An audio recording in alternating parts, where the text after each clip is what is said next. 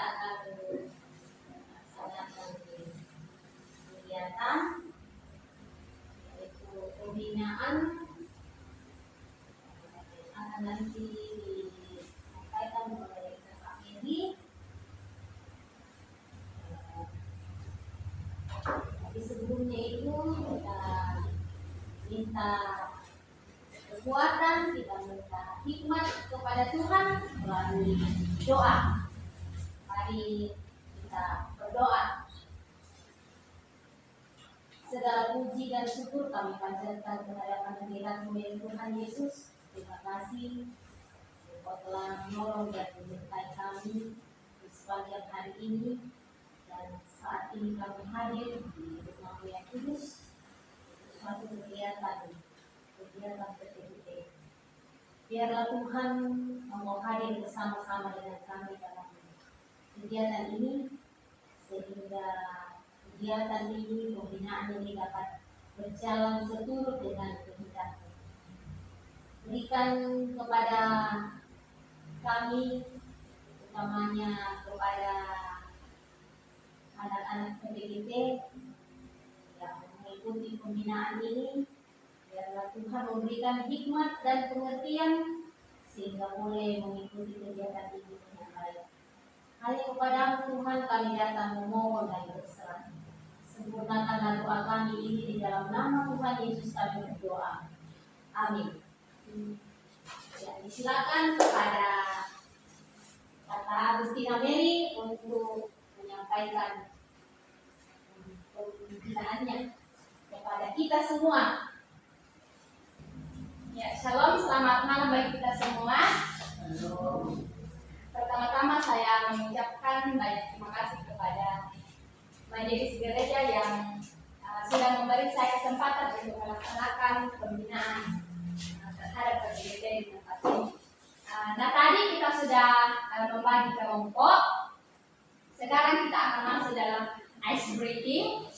Setiap kelompok berbaris di sana, di ujung sana, 3 kelompok, dan masing-masing kelompok harus memilih 1 orang pemimpin yang akan memimpin setiap kelompoknya. Nah, nanti yang selendang ini yang sudah disiapkan itu diikatkan di kepala, menutupi mata. Lalu itu yang memimpin itu tidak boleh menutup mata, tidak perlu pakai selendang. Mengerti? Karena pemimpin itulah yang akan memberi aba-aba kepada temannya. Nah, ini kursi yang saya sudah susun tadi itu sebagai tantangan untuk kita lewati. Jadi kan kalian akan menutup mata, berbaris 3 kelompok. Lalu pemimpin itu akan memberi apa? Ke kiri, bisa ke kiri, maju terus. Kan harus dilewati ini tantangan ini, toh. Sampainya ada nanti sesuatu yang harus kalian ambil di sini. Dan yang pertama kali sampai di sini itulah pemenangnya yang akan mengambil itu. Ya, mengerti? Ya, silakan berbaris di belakang. Mari semua pemimpin boleh meningkatkan kondisi nilai masing-masing unitas.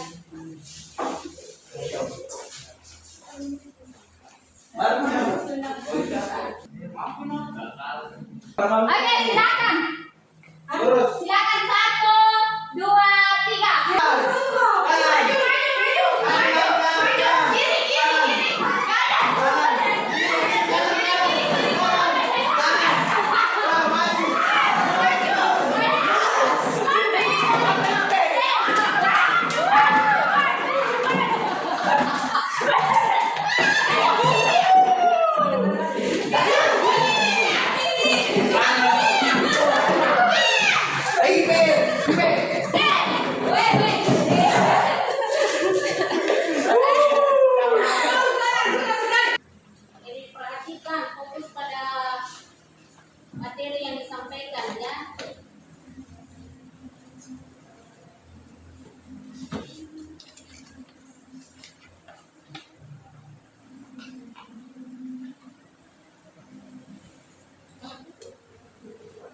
Ya, tadi kita sudah melakukan game seru. Seru guysnya? Oke. Kan tadi kita sudah melakukan ice breaking. Nah, itu tidak sekedar kita lakukan, Nah, setiap perwakilan dari kelompok bisa menyampaikan apa pelajaran yang dapat dari games kita tadi. Satu perwakilan dari kelompok bisa mengikutinya tadi atau bisa mengikuti yang lain. Apa yang didapatkan dari games tadi yang kita lakukan? Kelompok satu, kepemimpinan terus kepercayaan. kepemimpinan Dan selalu kepercayaan untuk mendengar instruksi dari pemimpin supaya bisa mendapatkan tujuan. Ya. kelompok dua, ya terima kasih kelompok satu. Kelompok dua bagaimana? Apa yang didapatkan dari gamesnya tadi? Ini kelompok dua. Oh, kelompok dua, apa yang didapat tadi dari gamesnya? Mendengar itu suara pemimpin nih. Iya. Ya, silakan.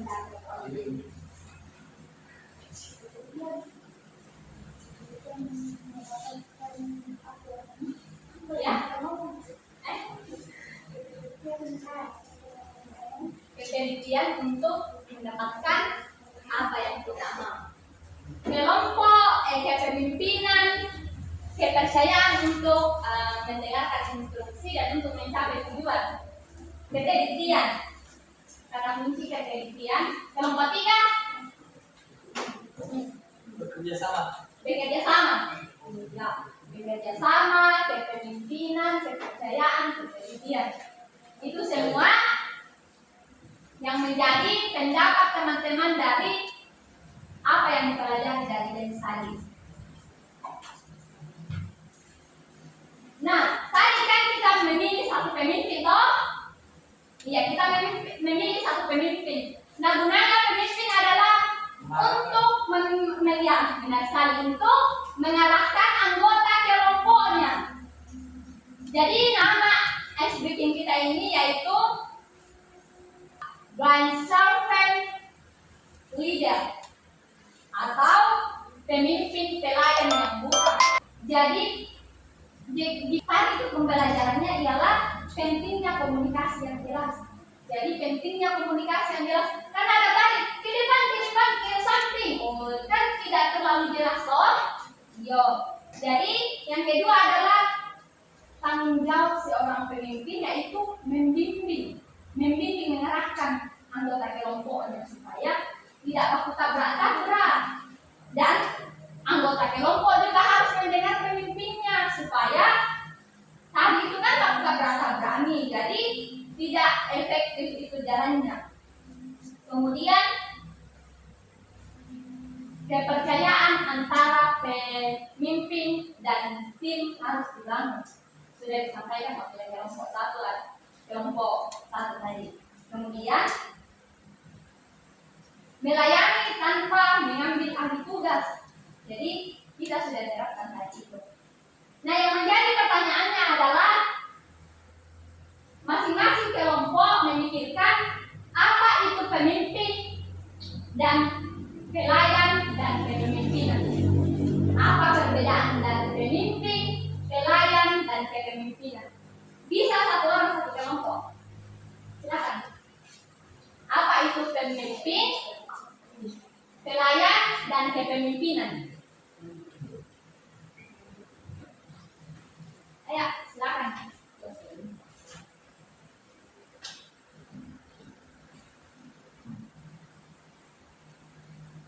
Silakan. Ayo, satu kelompok satu orang. Apa itu pemimpin, pelayan dan kepemimpinan? Karena pembahasan kita saat ini mengenai servant leadership. Servant leadership atau kepemimpinan sebagai pelayan, pemimpin sebagai pelayan. Yesus diibaratkan sebagai seorang pelayan yang datang sebagai pelayan. Jadi saya mengangkat sebuah judul pembinaan kita adalah servant leadership, memimpin seperti Yesus. Memimpin seperti Yesus. Jadi yang perlu kita ketahui adalah apa itu pemimpin. Kelompok satu, Memimpin orang yang memimpin. orang yang memimpin satu. Orang yang memimpin suatu organisasi. Orang yang memimpin suatu organisasi. Kelompok dua, orang yang mengatur, memimpin. Oh ya, tidak apa-apa memimpin dulu nanti lain. Kelompok tiga, apa itu pemimpin? Orang yang bisa dipercaya di organisasi. Orang yang bisa memimpin organisasi, orang yang bisa dipercaya, orang yang bisa mengatur. Oke, itu pendapat dari teman-teman kelompok. Kemudian apa itu pelayan? Apa itu pelayan?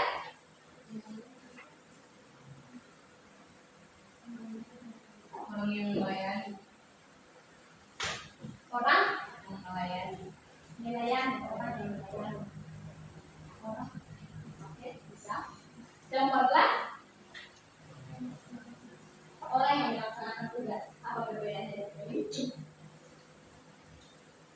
Ya tidak apa-apa. Orang yang melaksanakan tugas, orang yang melayani. Kelompok tiga, apa itu pelayan?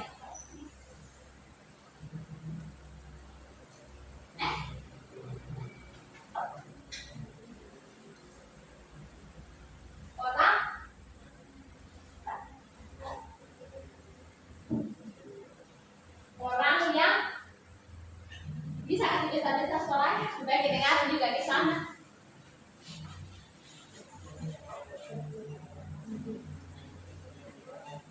Orang yang mengalah, orang yang menjalankan suatu perintah dari orang lain. Oke, itu pelayan. Sekarang kepemimpinan. Apakah pemimpin itu sama dengan kepemimpinan? Beda. Apa? Kepemimpinan itu kemampuan seseorang untuk memimpin atau mengajak bekerja sama untuk mencapai tujuan bersama. Kemampuan, adanya kemampuan dari seorang pemimpin untuk mengajak kerjasama anggota tim. Oke. Kelompok dua, kepemimpinan.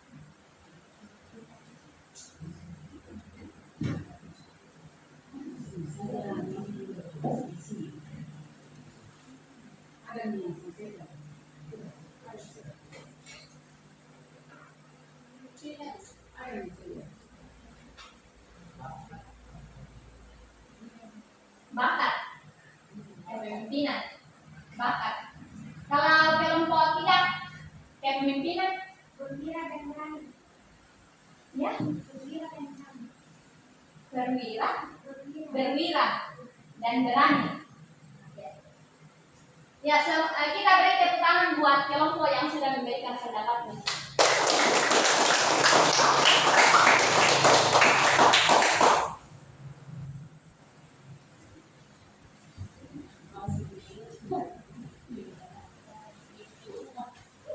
Ya, terima kasih dari setiap kelompok yang sudah memberikan tanggapannya terkait pelayan, pemimpin, dan kepemimpinan. Nah, kita berbicara mengenai servant leadership atau pemimpin yang melayani, memimpin seperti Yesus. Nah, perlu kita ketahui bahwa pemimpin adalah seorang yang memiliki kemampuan. Seorang itu adalah pemimpin. Seorang yang memiliki kemampuan mempengaruhi dan mengarahkan orang lain. Dia juga pribadi yang memiliki visi dan dapat menggerakkan orang lain menuju tujuan seperti yang dilakukan tadi. Figur yang bertanggung jawab atas kesuksesan tim atau organisasi. Jadi dia adalah sosok yang bertanggung jawab akan adanya kesuksesan dari anggota timnya. Kemudian pelayan atau hamba. Nah, pelayan itu adalah seorang yang mengutamakan kebutuhan orang lain. Dia adalah sosok yang mengutamakan kebutuhan orang lain. Itu sangat berbeda dengan seorang pemimpin. Seorang pemimpin itu mempengaruhi dan mengarahkan. Kemudian pelayan adalah mengutamakan kebutuhan orang lain. Pribadi dia rela berkorban. Pribadi yang rela berkorban itu adalah seorang pelayan. Dia mementingkan kepentingan bersama. Dia memiliki hati bukan melayani. Jadi pelayan itu adalah memang orang yang berfokus sebagai orang yang melayani. Sosok yang mementingkan kepentingan orang lain. Sementara kepemimpinan adalah proses mempengaruhi orang lain untuk mencapai tujuan bersama. Itulah pemimpin, pelayan, dan kepemimpinan. Nah, menurut pandangan teman-teman, apakah benar pemimpin itu dapat menjadi seorang pelayan? Tidak. Itu jawaban dari kelompok 3. Bagaimana jawaban kelompok 1? Apakah seorang pemimpin itu dapat menjadi seorang pelayan? Bisa. Alasannya? Karena pelayan mempunyai tugas untuk melayani. Karena pelayan mempunyai tugas untuk melayani, jadi dia juga bisa menjadi seorang pemimpin. Bisa. Terima kasih. Kelompok 2. Apakah seorang pemimpin itu bisa menjadi seorang pelayan? Tidak, belum tentu. Belum tentu ya. Ya, terima kasih pendapat dari masing-masing kelompok. Nah, memang mungkin sebagian dari kita akan mengatakan, masa sih pemimpin bisa disamakan dengan pelayan? Kan sangat berbeda tadi. Dari definisinya saja sudah sangat berbeda. Masa saya sebagai seorang pemimpin dapat disamakan dengan seorang pelayan? Tapi ada tadi yang setuju kelompok 4. Ada mungkin beberapa kita yang setuju bahwa bisa saja dengan alasan tertentu, seperti yang dikatakan oleh kelompok 1 tadi. Nah, tapi tahukah kita bahwa dalam konteks kepemimpinan dikenal dengan istilah servant leadership. Jadi servant leadership adalah sebuah istilah yang dikenal dalam kepemimpinan. Itu adalah salah satu istilah dalam kepemimpinan, yaitu kepemimpinan yang melayani. Kepemimpinan yang melayani. Servant leadership atau kepemimpinan yang melayani adalah konsep kepemimpinan yang menekankan pada sikap pemimpin sebagai pelayan bagi lingkungan. Jadi servant leadership ini atau pemimpin yang melayani ini, dia lebih berfokus kepada pengikutnya. Dia lebih berfokus untuk melayani pengikutnya. Jadi yang namanya seorang pemimpin, ya tugasnya melayani. Namanya seorang pemimpin, ya tugasnya melayani. Nah, ada sebuah kutipan yang menarik dari seorang yang bernama P.T. Hoekstra. Dia mengatakan bahwa kepemimpinan sejati adalah para pemimpin yang menyadari bahwa mereka melayani orang yang mereka pimpin. Itu pendapat dari P.T. Hoekstra. Kepemimpinan sejati adalah para pemimpin yang menyadari bahwa mereka melayani orang yang mereka pimpin. Jadi seorang pemimpin itu ya seharusnya harus melayani. Itu menurut P.T. Hoekstra. Nah, pandangan ini tentu saja mendobrak kepemimpinan tradisional, di mana kita tahu bahwa kepemimpinan tradisional itu berada pada hierarki. Tahu hierarki? Hierarki itu adalah dari tertinggi ke rendah. Jadi ada yang tinggi, ada yang rendah. Ada sosok pemimpin yang lebih dihormati di atas.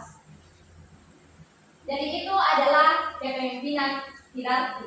Jadi ada seorang pemimpin yang harus dihormati dan ada seorang pelayan di bawah, seorang hamba. Itu adalah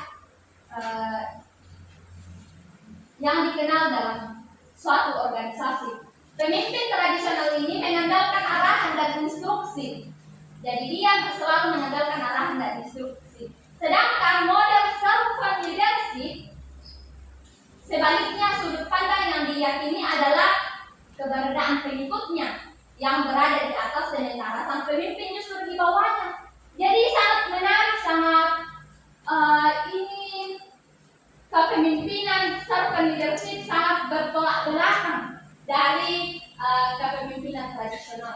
di mana justru pemimpinlah yang di bawah dan pengikutnya yang di atas.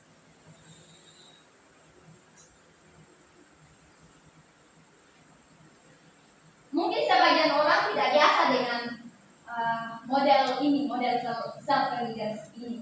Tapi ketika kita ingat-ingat kembali peran pemimpin, diantaranya adalah memberdayakan dan meningkatkan kapasitas anggota timnya. Nah, disinilah peran self-leadership yang dimaksud. Mereka berorientasi pada orang. Mereka berorientasi pada orang. Lebih banyak memberikan dukungan dibandingkan memerintah. Jadi yang menarik dari seorang self-leadership adalah dia lebih banyak memberi dukungan, arahan daripada memerintah. Yang kita pahami selama ini kan pemimpin itu kan dia memerintah toh? Iya. Pemimpin itu dia memerintah. Jadi kita itu diperintah-perintah, tapi berbeda sekali dengan self-leadership. Dia itu bukannya memerintah, tapi justru mendukung dan mengarahkan anggota timnya. Di situ tugasnya seorang pemimpin atau ketua kita di atas bukan hanya memerintah saja, bukan hanya memerintah saja bawahannya, anggota timnya atau pengikutnya, tetapi justru diharuskan untuk memberi arahan dan dukungan.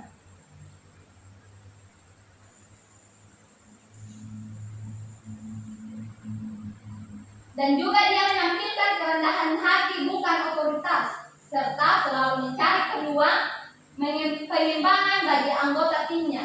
Semua itu dilakukan dengan tujuan memberikan pelayanan terbaik bagi anggota timnya. Ada lagi satu tokoh, yaitu Robert Greenleaf. Dia adalah seorang pencetus pandangan self-leadership ini. Dia mengatakan bahwa banyak pemimpin yang sebenarnya memiliki hasrat dan motif di dalam dirinya untuk melayani orang lain.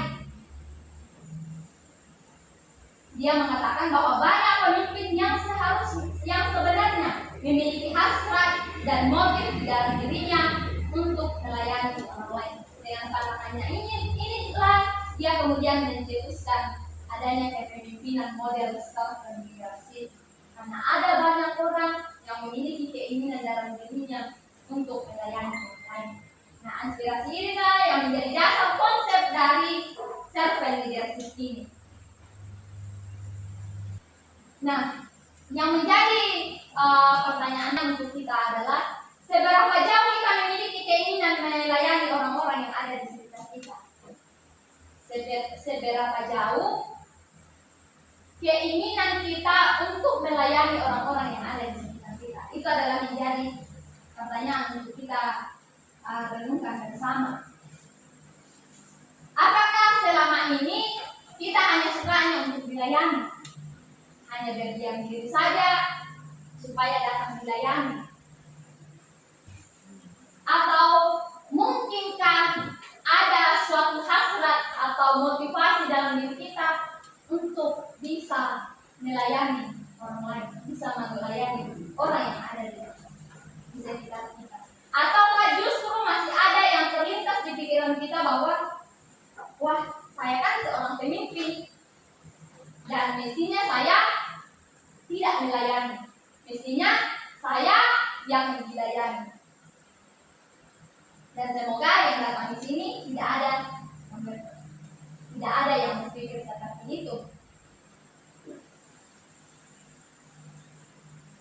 Dan jika demikian, perlu untuk kembali mengubah mindset kita atau pemikiran kita.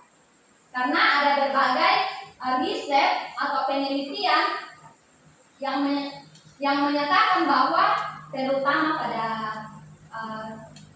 sejak masa pandemi ini ya, di mana segala keterbatasan sudah dilampaui. Jadi model kepemimpinan tradisional adalah tidak relevan lagi. Dari model yang kepemimpinan yang hierarki tadi itu, dari yang tertinggi ke rendah, itu tidak relevan lagi. Jadi perlu kita pikirkan dan renungkan kembali, apalagi kita pekerja yang masih muda. bahwa apakah memang model kepemimpinan tradisional masih efektif digunakan ketika memimpin. Apakah masih efektif itu model kepemimpinan yang ada yang ditinggikan, ada yang direndahkan. Di mana di dalamnya hasratnya hanya ingin selalu memerintah, memberi instruksi dari suatu arah saja, dari seorang pemimpin saja, dan dia adalah orang yang otoriter. Rasa-rasanya tidak ya. Justru mungkin anggota tim kita lama-lama kabur semua. Jadi perlahan semua anggota tim kita itu akan kabur ketika kita memiliki jiwa kepemimpinan seperti itu. Dia akan misalnya mengundurkan diri atau resign dari pekerjaan ketika dalam sebuah perusahaan atau pekerjaan, atau ketika dalam sebuah kepengurusan di CPGT bisa saja mengundurkan diri karena mungkin yang di atas terlalu mendominasi yang di bawah. Nah, anggota tim zaman now saat ini sangat senang diakui, diberikan kesempatan untuk mengembangkan dirinya dan memunculkan eksistensinya atau keberadaannya. Bukan diperintah, bukan disuruh-suruh. Dan bagi seorang pemimpin yang melayani akan berfokus utamanya pada pertumbuhan dan kesejahteraan orang-orang di sekitarnya.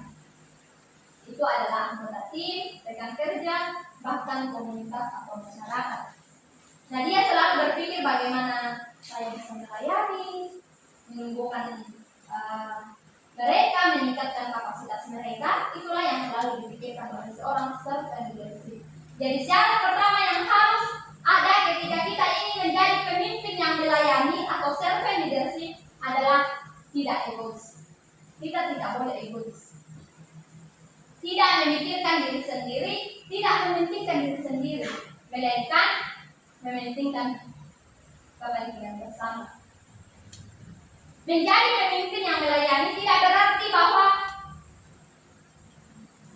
kita harus melupakan karakter kepemimpinan dan kompetensi. Karakter berkaitan dengan integrasi. Integrasi itu yaitu jujur, tulus, dan dapat dipercaya. Itu integrasi. Dan juga memiliki etika kerja. Etika kerja itu sesuai pedoman perilaku yang dibuat dalam suatu organisasi, yang mestinya tetap menjadi acuan utama bagi seorang pemimpin. Ketegasan juga tidak berarti hilang dari seorang pemimpin yang melayani. Bukan berarti pemimpin yang melayani itu adalah orang yang lemah, tetapi kompetensi berkaitan erat dengan kemampuan di mana seorang pemimpin tentu memiliki serangkaian pengetahuan, keterampilan, dan sikap spesifik dalam rangka mencapai target-target tim dan juga menggerakkan anggota tim. Lalu yang menjadi persoalan adalah bagaimana cara menerapkan servant leadership itu. Bagaimana cara menerapkan servant leadership itu, atau bagaimana cara menerapkan kepemimpinan yang melayani. Pemimpin seperti Yesus. Nah, ada 3 hal yang bisa dilakukan untuk menerapkan servant leadership. Nah, kalau ketiganya ini kita sudah laksanakan, maka kita layak disebut sebagai seorang pemimpin yang melayani, seorang yang memiliki model servant leadership dalam dirinya. Yang pertama adalah tanya secara dekat dan dengarkan lebih dekat. Tanya secara dekat dan dengarkan lebih dekat, atau question close, listen closer. Question close, listen closer. Jadi pemimpin yang melayani peduli dengan keadaan anggota timnya, termasuk ketika ada hambatan ataupun masalah pribadi sekalipun. Hal ini bukan berarti kita kepo ya, bukan berarti kita kepo dengan masalah pribadinya, dengan masalah pribadi anggota tim kita atau anggota pengikut kita atau anggota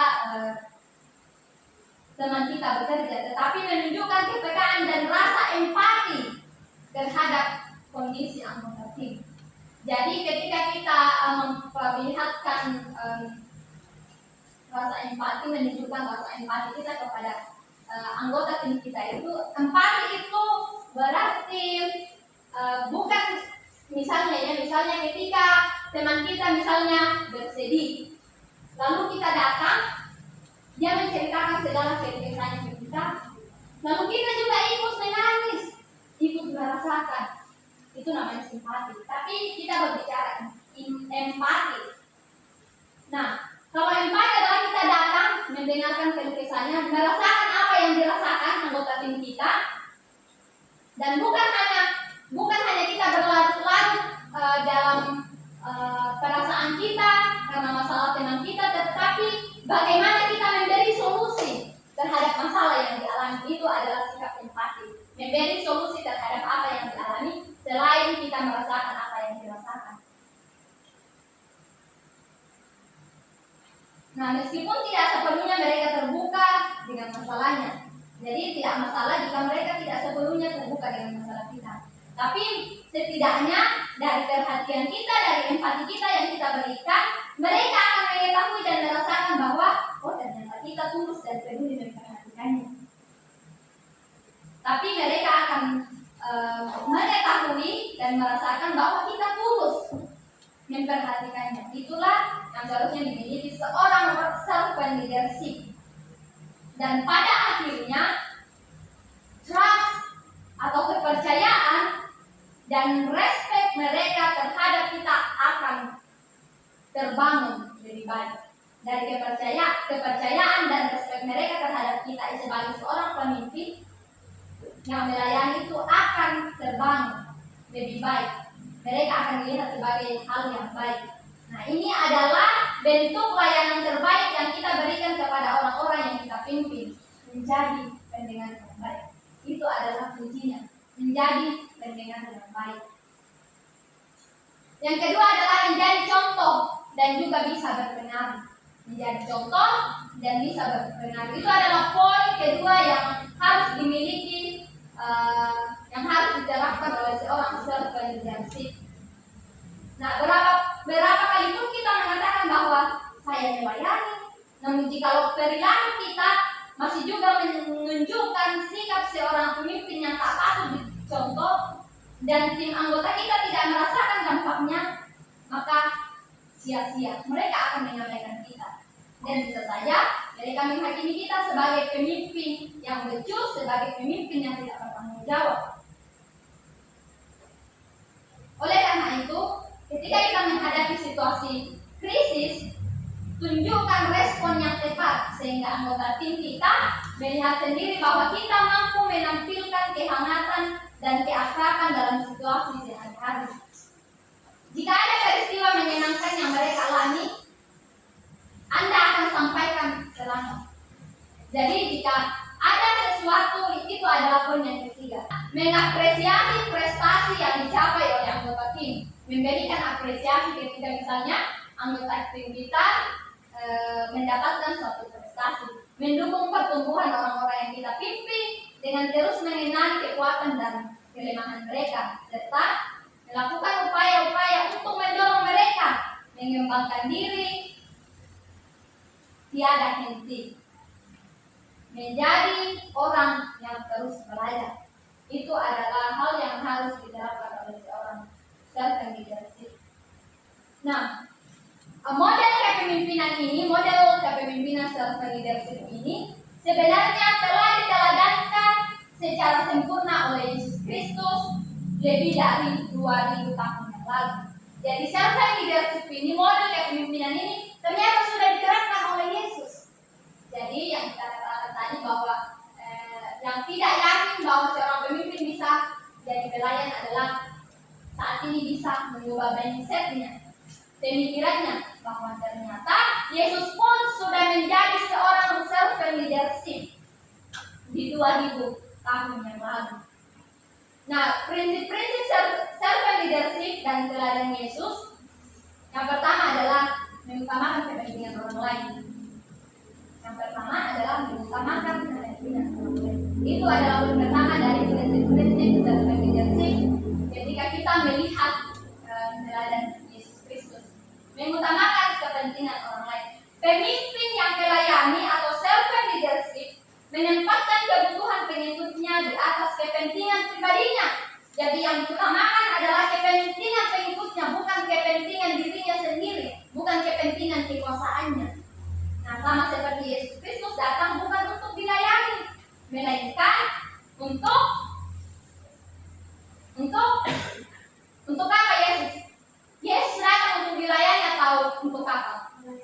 Untuk Yesus datang bukan untuk dilayani, tetapi untuk melayani dan untuk memberikan nyawanya menjadi tebusan bagi banyak orang, menjadi tebusan bagi orang yang tidak layak, menjadi tebusan bagi orang yang sudah berdosa, bagi seorang yang sudah menjadi hamba dosa.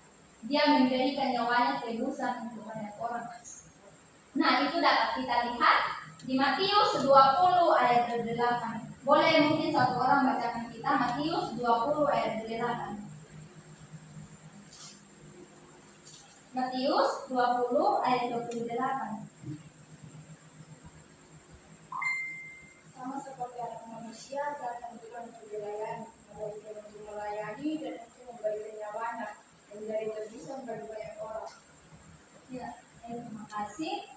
Nah, itu jelas sekali ya dari Matius 20 ayat 8 bahwa Yesus itu sendiri dia mengutamakan kepentingan manusia, mengutamakan kepentingan orang lain, bukan mengutamakan dirinya. Karena kalau misalnya Yesus mengutamakan dirinya sendiri ya, kenapa harus mau datang ke dunia ini untuk disiksa, untuk menderita, untuk manusia yang berdosa, yang tidak layak untuk menerima keselamatan.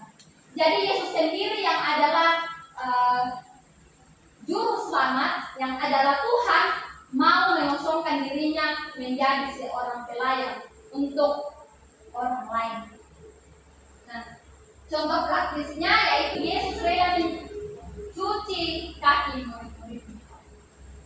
Itu kita dapat dari Yohanes 13 ayat 1 sampai 11. Yesus rela mencuci kaki murid-muridnya. Kita tahu bahwa Yesus ini adalah seorang guru, tetapi memiliki hati yang merendah sehingga dia sebagai seorang guru rela mencuci kaki murid-murid.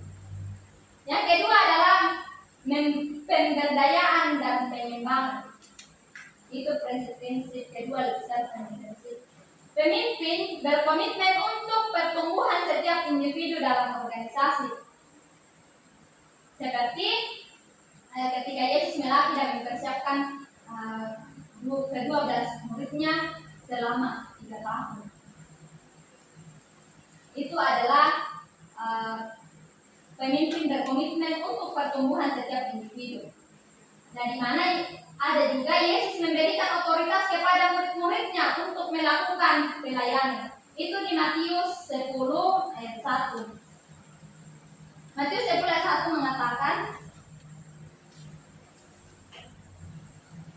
Yesus memanggil ke-12 muridnya dan memberi kuasa kepada mereka untuk mengusir roh jahat, untuk melenyapkan segala penyakit dan segala kelemahan. Jadi Yesus sepenuhnya memberi otoritas kepada muridnya. Kemudian prinsip yang ketiga yaitu membangun komunitas, di mana menciptakan lingkungan yang mendukung pertumbuhan bersama.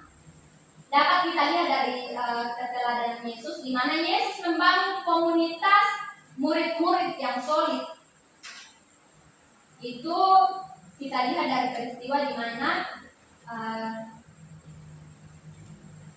Yesus mendoakan kesatuan para pengikutnya. Itu di Yohanes pasal 17. Yang keempat adalah mendengarkan dengan empati, seperti yang saya sampaikan tadi. Arti dari empati itu mendengarkan dengan empati. Pemimpin harus mampu mendengar dan memahami kebutuhan pengikutnya. Yesus selalu merespon kebutuhan orang-orang sekitarnya. Yesus selalu merespon kebutuhan orang-orang sekitarnya. Mana juga contohnya yaitu di Yohanes 4, di mana percakapannya dengan perempuan Samaria. Jadi Yesus merespon kebutuhan perempuan Samaria pada masa itu. Kemudian poin yang kelima adalah integritas dan kepercayaan.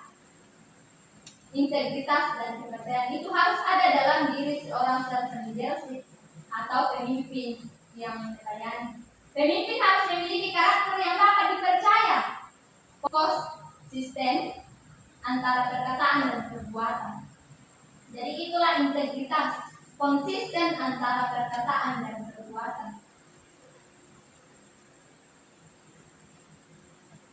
Yesus mengatakan di Yohanes 14 ayat 6, Akulah jalan dan kebenaran dan hidup.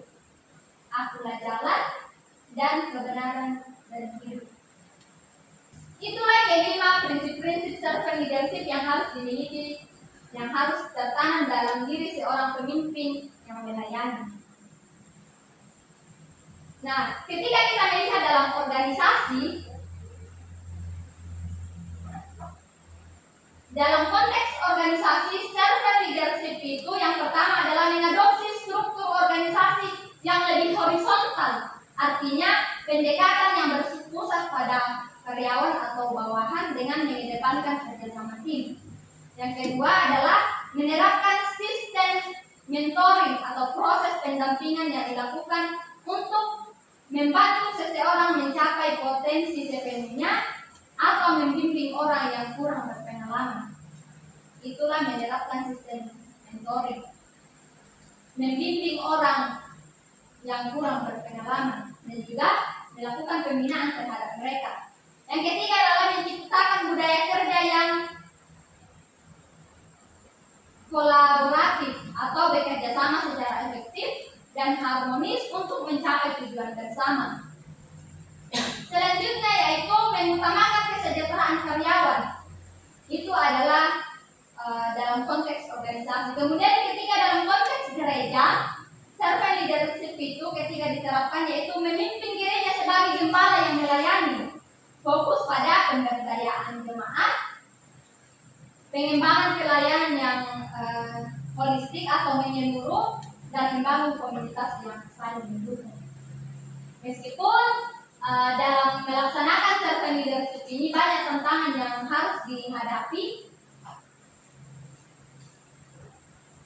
Tantangan-tantangan itu yaitu pengorbanan diri, berkorban untuk kepentingan orang lain, menjaga konsistensi antara nilai-nilai dan tindakan, menghadapi tekanan dan godaan, dan masih banyak tantangan-tantangan yang dihadapi oleh seorang servant leadership. Tetapi yang terpenting adalah terus mengikuti teladan pengorbanan Kristus. Kita jadi servant leadership ini lebih berfokus kepada pengorbanan Kristus, lebih berfokus kepada bagaimana keteladanan Yesus yang berkorban untuk kita. Jadi yang untuk menutup pembinaan kita, saya mau katakan bahwa servant leadership yang diteladankan oleh Yesus secara sempurna bagi kepemimpinan yang efektif dan transformatif. Melalui teladannya kita belajar bahwa kepemimpinan sejati adalah tentang melayani, bukan dilayani. Jadi kepemimpinan sejati adalah bukan untuk melayani, tetapi untuk dilayani. Itulah model dari servant leadership. Memiliki hati yang selalu mau berkorban untuk pengikutnya, selalu mau menjadi pengarah, selalu mau menjadi pendengar yang baik, mendengarkan keluh kesah dari pengikutnya, anggota timnya, karyawannya, tidak menutup diri, dan terus mengikuti keteladanan Kristus yang rendah hati. Bukan rendah diri ya, rendah diri dan rendah hati itu sangat berbeda. Kalau rendah diri itu ya, misalnya kalau orang duduk di atas, ya merasa bahwa dirinya harus di bawah, merasa bahwa dia itu tidak ada apa-apanya.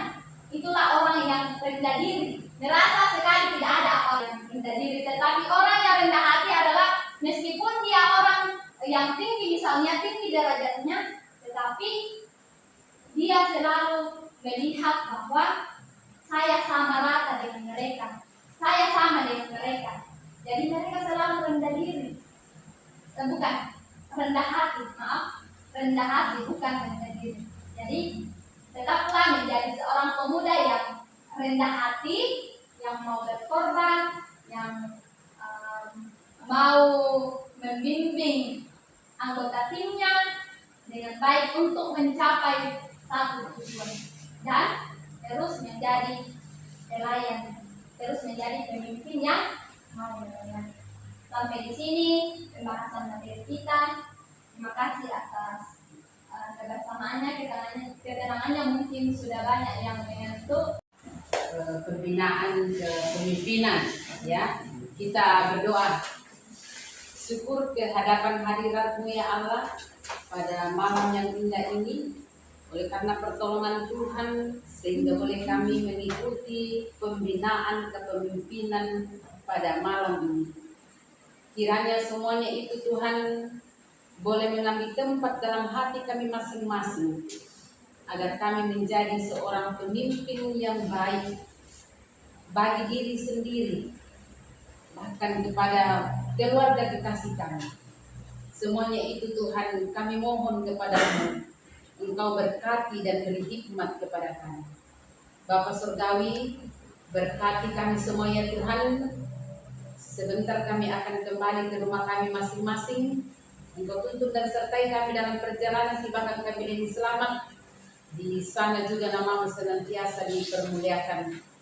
Bahkan kami semua yang duduk di bangku sekolah ya Tuhan, Tuhan berkati kami semua, berikan kami upaya untuk belajar dengan baik, sehingga apa yang kami cita-citakan itu dapat kami raih dengan pertolongan Tuhan yang terjadi kepada kami. Tuhan Allah Bapa di surga, berkati Kakak Mary yang telah memberikan